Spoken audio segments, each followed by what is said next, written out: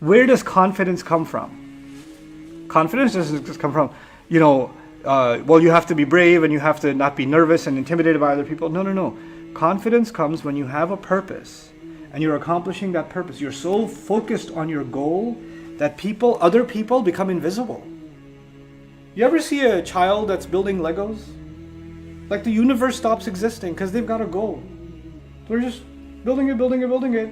Empires around them can rise and fall. They're still building it because they're not looking at what anybody else is doing. When you are clear about your goals, then other people and how well they're moving forward or they're not moving forward or whatever else they're doing, all of that becomes irrelevant. All of that just disappears from your mind.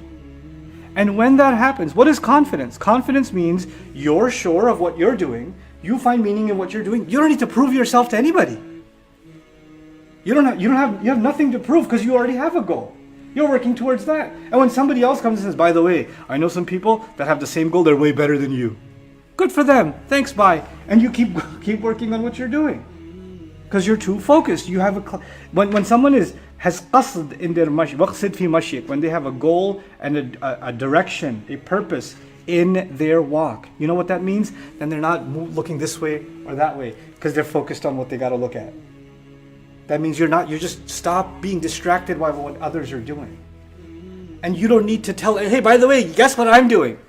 You don't need validation by announcing what you're doing because what you do has so much meaning to you. You don't need somebody else to give you a like or throw you a mashallah or tell you, wow, that's amazing. And now finally you feel like you're doing something. You don't need it.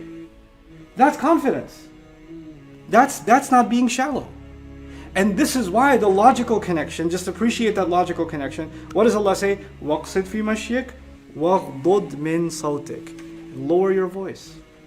Lower a part of your voice. This is a remarkable phrase. What does it have to do with walking with purpose? When does someone raise their voice? Someone raises their voice because they want attention. Someone raises their voice because they want other people to listen to them and stop what they're doing. But when you're clear about what you're doing, you don't need to overpower anybody else's voice. And when you really have purpose in life, when you really have purpose every day, then anybody who wants to benefit from your purpose, you don't have to scream loud and out loud to get their attention. They'll come to you. They'll say, wait, I'm too far away from them. I can't hear what they're saying. I'll go closer to them. You don't have to raise your voice to get to them. They'll just come to you. This is a philosophy of even entrepreneurship, of projects. Some of you want to start Islamic projects, want to start something new, right? And there's a principle behind it. Here we're learning a principle in life and of the things you're going to do in your life. We're living in the advertising world, right? So people are like, how are we going to advertise this new product? How are we going to advertise our new da'wah program? How are we going to advertise this new Islamic book that we wrote? How are we going to get the word out there? We have to scream loud and clear from every corner before we can, And you know what? The new world of advertising is about endorsements, right? Get an athlete to endorse this shoe, right? Or get some celebrity to say, this is the book you want to read, right? So this is all about other people who have accomplished something are now validating what you're hoping people will like because they like them. In other words, the service, the product, the venture, whatever it is, it cannot stand on its own feet. It needs the attention of someone else making it valid. On its own, it's not strong enough. Not enough people are benefiting from it. You know why? Because your concern is still people and how loud you are, and you're still looking around. You're still not focused on your goal. When you're focused on your goal, whether one person benefits from it or 1 million people benefit from it, it doesn't faze you because that wasn't your purpose. Your purpose was to accomplish something meaningful. And that is where sincerity also comes from. That's where not being a fake person comes from. Because the people that are fake that we talked about last time are so concerned about what? Everyone else. And the people that are real and the people that are legit in their life are people that have a goal in front of them and they don't dissuade themselves. Nothing distracts them from their goal. And those are the people that I would argue Allah gives qubul to. Allah gives acceptance to them. Because they show Allah sincerity in whatever they do, then people's hearts gravitate towards them anyway. They didn't have to cry and get attention from everyone. Their work, their contribution, their effort spoke for itself. And when someone comes on board and says, hey, I want to take a part in what you're doing, well and good. And if nobody came, well and good. That's what's the mentality being taught to the Muslim. The strength of what we do doesn't come from the validation or the support of people. The strength of what we do comes from the acceptance of Allah, the aid of Allah, and the clarity of our purpose. And Allah's help comes to the mukhlasin and the mukhlisin, the people who are sincere, who are pure in their purpose, who are clear in their purpose. There's a really heavy lesson. وَقْصِدْ فِي مَشِيكَ وَغْضُضْ مِنْ صَوْتِكَ. Lower your voice. You don't have to broadcast what you're doing. People that build, they build. You know, it's interesting, right? You guys see this in life. When you were in high school, some of you are going to be in high school, and some of you are in high school. But when you are in high school, and you have kids that are very loud and obnoxious and outgoing and partying, and they're like almost intimidating to be around. You're like, I'm hoping they don't pick on me. And they're like the stars of the school. Like they're the ones who stick out, right?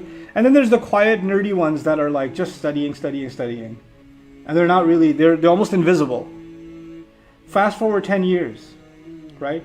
Who's serving fries at a restaurant? And who owns 10 restaurants, right? You see what happens? The people that were clear, even the students that were clear about their studies, they were clear about a goal, they end up getting somewhere. And they didn't have to raise their voice. They didn't have to raise their voice to get there. They got there. And then there are people who are very loud and seemed like they were the people to emulate, the people to be like. What did they accomplish in life? Where did they get with their life? You see, when it comes to our prayer, there's a minimum that if you do it, your prayer is good enough. It may not be the best, but it's good. You met the minimum requirements, right? When it comes to fasting, there's a minimum requirement. If you met that requirement, your fasting is still good, right? Okay, so let's just say somebody fasted, while they were fasting, they read Quran the whole day. Or they worshipped Allah the whole day. It's a pretty amazing fast. Fast plus all that worship. And somebody else fasted, and the moment the fast started, they passed out. Then they woke up, prayed, passed out again, woke up, prayed, passed out again. And then Maghrib came and they had iftar. They had a coma fast, right? But did they meet the minimum requirements? Yeah, it's not ihsan, it's not the best, but they still fasted. They met the minimum requirement. Somebody who made wudu, who faced the proper direction, who wore pure clothes and prayed their salah, they met the minimum requirements. Even if they were distracted in their prayer, even if it wasn't that great of a prayer, even if they maybe sometimes rushed a little bit or chose to recite the shortest surahs they know just to get it over with, even if they did that, they at least still met, and I'm not recommending any of it, but technically did they meet the minimum requirements? Yeah, you can't say they did something haram. Right? What I'm trying to say is, the word ihsan means you do something at the best you could do it. But if you don't do your best, that doesn't mean you failed. That doesn't mean you're in trouble. It's like saying, if I don't get 100, I failed. No, I could get an 85, I could still pass. A 70 still, 65 is passing in most schools now, right? So 60, okay, at least it's a D, but it's not an F. It's not an F, so I still move on to the next class. It's not the best score, but in the list of things that are haram, this is what I want you to visualize. When Allah makes a list of things that are haram, Allah is saying anybody who crosses this line has failed. Anybody who crosses this line is in trouble. And I would argue that in the Quran, when it comes to our parents are the only ones that if you do anything less than your best, that's haram. Because of this ayah. Because this ayah is about things that are what? Haram. It's a scary thing. Allah didn't even expect ihsan in every prayer. He didn't expect ihsan in every dealing. He didn't say it's haram for you to be short of ihsan. But when it comes to parents, anything short of your very best is a violation. It's a violation. My job is to find out if I'm not doing something haram. It's about me before it's about anything else. When you start reading the Quran so you can find things to point at somebody else, that's when your relationship with the Quran stops. That's when it stops. Because now you're using this book to point fingers at who does what wrong. And I no longer look at myself. I no longer see this as a book that's talking about me. I see this as a book that's talking about everybody else.